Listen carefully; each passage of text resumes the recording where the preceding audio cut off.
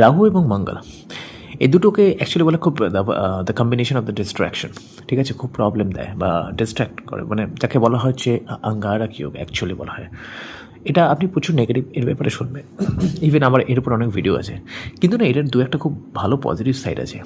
রাহু মঙ্গল যদি ভালো, যদি কারোর বার্থ চার্টে যদি ভালো করে অবস্থা থাকে, তাকে বলছে উলফ নেচার হয় না, উলফ, ঠিক আছে, তারা বেস্ট হয় কাউকে ডিফেন্ড করার জন্য, ডিফেন্ডিং, ঠিক আছে, আপনি তাদেরকে ভরসা করে চলতে পারবেন।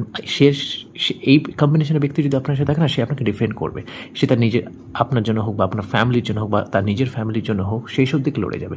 এবং দে আর ভেরি কারেজিয়াস হয়, মানে খুবই কারেজ, মানে একটা জিনিস যদি ভেবে নেয় যেটা করবো, সেটা করেই ছাড়ে, যাকে বলা হচ্ছে ভেরি ফোকাসড হয়, ঠিক আছে। এবার ধরুন যদি মুভেবল সাইনে থাকে, তো সেই ক্ষেত্রে বা 10th হাউস যদি থাকে, তাহলে সেই ক্ষেত্রে ডিসিশন মেকিং অ্যাবিলিটির জন্য তার ক্যারিয়ারে ডাউনফল আসতে পারে, বা তার ডিসিশনে প্রবলেম আসতে পারে, বা কখনো না লাইফে সেটব্যাকও চলে আসতে পারে। এটা খারাপ হিসেবে বলছে, কোনো একটা বাজে কোনো ব্যাড অ্যাক্সিডেন্ট হোক বা কোনো বাজে কোনো মিস হ্যাপের জন্য তার লাইফে সেটব্যাকও আসতে পারে। এটা রাহু মঙ্গলের একটা কম্বিনেশন পড়ে বাজে অবস্থায়।